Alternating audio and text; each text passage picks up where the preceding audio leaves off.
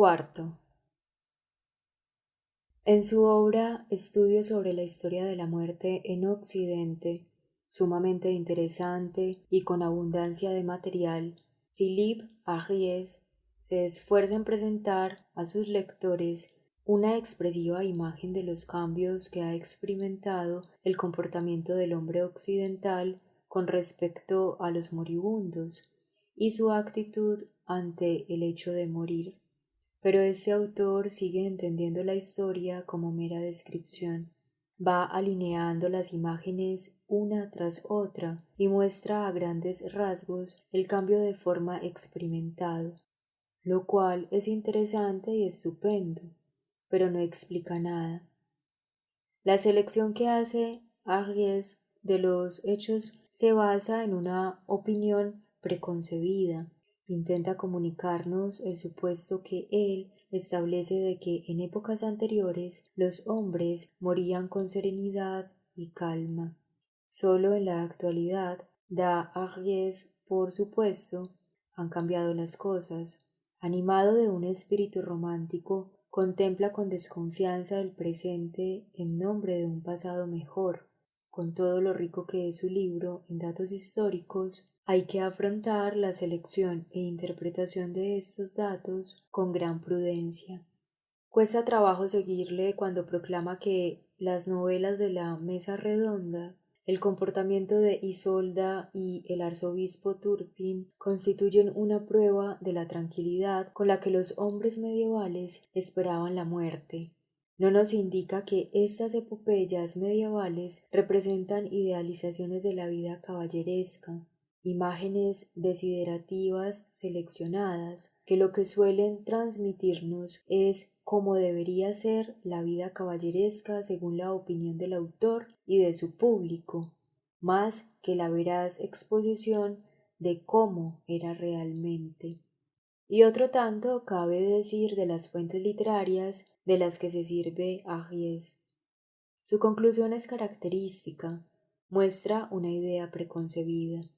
Así, dice Ariès, es decir, tranquilamente, se moría en el curso de los siglos o de los milenios. Esta actitud para la que la muerte era a la vez algo familiar y cercano, atenuado e indiferente, está en crasa contradicción con nuestra propia actitud, en la que la muerte nos infunde miedo hasta tal punto que ya no nos atrevemos a llamarla por su nombre. De ahí que llame yo a esa muerte familiar la muerte domada. No quiero decir con ello que antes hubiese sido salvaje. Al contrario, lo que quiero decir es que es hoy cuando se ha vuelto salvaje. En comparación con la vida en los estados nacionales altamente industrializados, la vida en los estados feudales del medioevo era entonces, y lo sigue siendo hoy dondequiera que esos estados todavía existan, una vida apasionada, violenta y por tanto insegura, corta y salvaje. El morir puede ser penoso e ir acompañado de dolor. En épocas más tempranas tenían los hombres menos posibilidades de aliviar el tormento de la agonía. Ni siquiera hoy ha progresado el arte de los médicos hasta el punto de poder asegurar a todos los seres humanos una muerte no dolorosa, pero sí lo ha hecho en medida suficiente para que muchas personas que antes hubieran muerto en medio de una espantosa agonía puedan tener ahora una muerte más tranquila. Lo cierto es que en la Edad Media se hablaba con más frecuencia y más abiertamente de la muerte y del morir de lo que se hace en la actualidad. Así lo demuestra la literatura popular de la época. En muchas poesías aparecen muertos o la muerte en persona. Tres vivientes pasan junto a una tumba y los muertos les dicen: lo que sois, fuímoslo nosotros; lo que somos, lo seréis vosotros. O la vida y la muerte aparecen enzarzadas en polémica. La vida se queja de que la muerte pisotea a sus hijos. La muerte blasona de sus victorias. En comparación con la época actual, el morir era entonces, para jóvenes y viejos, algo menos oculto, más familiar, omnipresente. Ello no quiere decir que se muriese más en paz. Tampoco se mantuvo idéntico el nivel social del miedo a la muerte a lo largo de todos los siglos de la Edad Media. Aumentó ostensiblemente en el curso del siglo XIV. Las ciudades crecieron, la peste iba haciendo mella en las poblaciones y barrió Europa entera en grandes oleadas. Los predicadores de las órdenes mendicantes reforzaban el miedo. En imágenes y escritos hizo su aparición el motivo de la danza de la muerte, de las danzas macabras. Se moría con más calma en el pasado. Qué unilateralidad en la perspectiva histórica.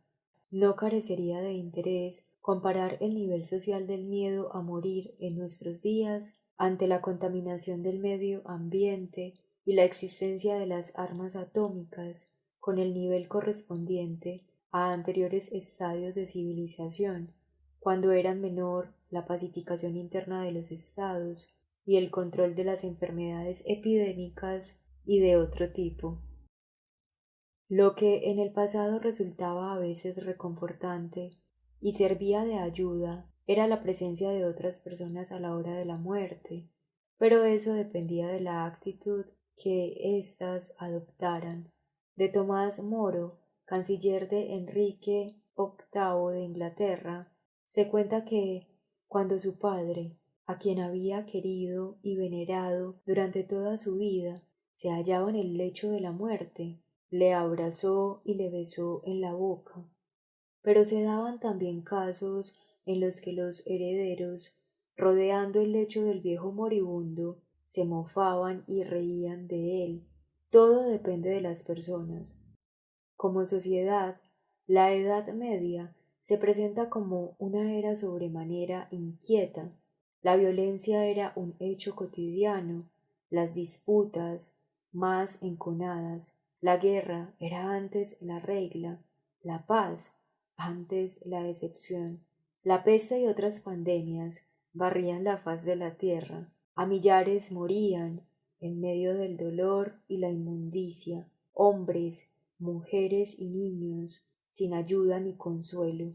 Cada pocos años, las malas cosechas hacían escasear el pan para los pobres. Multitud de mendigos y lisiados formaban parte de la escena normal en el paisaje del medioevo. La gente tan pronto era capaz de la mayor bondad como de la crueldad más ruda, del placer manifiesto ante el tormento de otros, como de la total indiferencia ante su menesterosidad.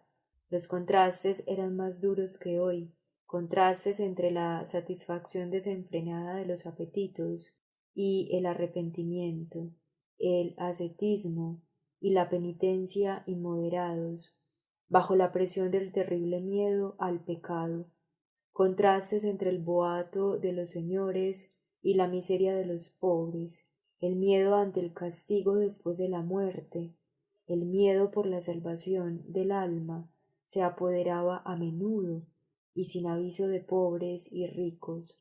Para sentirse más seguros, los príncipes levantaban templos y monasterios, los pobres rezaban y se arrepentían. Por lo que se me alcanza, Agries habla poco del miedo al infierno que la Iglesia fomentaba, pero hay imágenes medievales que muestran lo que, según las ideas de la época, aguardaba a los hombres tras la muerte. Todavía puede encontrarse un ejemplo en un famoso cementerio de finales de la Edad Media en Pisa. Una pintura allí existente representa vívidamente los horrores que aguardan a la gente tras la muerte. Muestra a los ángeles que llevan a las almas salvadas hacia la vida eterna en el paraíso, y a los horribles demonios que atormentan a los condenados en el infierno. Con tales imágenes de horror ante los ojos, no debía resultar fácil tener una muerte serena. En conjunto, la vida en la sociedad medieval era más breve los peligros menos controlables, la muerte, muchas veces más dolorosa, el sentido de culpa y el miedo al castigo tras la muerte eran doctrina oficial. Pero para bien o para mal, la participación de otros en la muerte de un individuo era algo mucho más normal. Hoy sabemos cómo aliviar en algunos casos las penalidades de la muerte y las angustias de la culpa se reprimen de una manera más completa, incluso llegan a dominarse. Pero ha disminuido el grado en que otros viven la muerte de un individuo y se sienten afectados por ella. Como ocurre con otros aspectos de un proceso de civilización, no es nada fácil hacer el balance entre ganancias y costos, pero de poco sirve pintar el cuadro en blanco y negro que correspondería al sentimiento de que todo tiempo pasado fue bueno, todo presente malo. La cuestión primordial a dilucidar es cómo fue en realidad, por qué fue así y por qué ha llegado a ser como es. Una vez en nuestras manos las respuestas a estas preguntas, quizá estemos en situación de hacer un balance valorativo.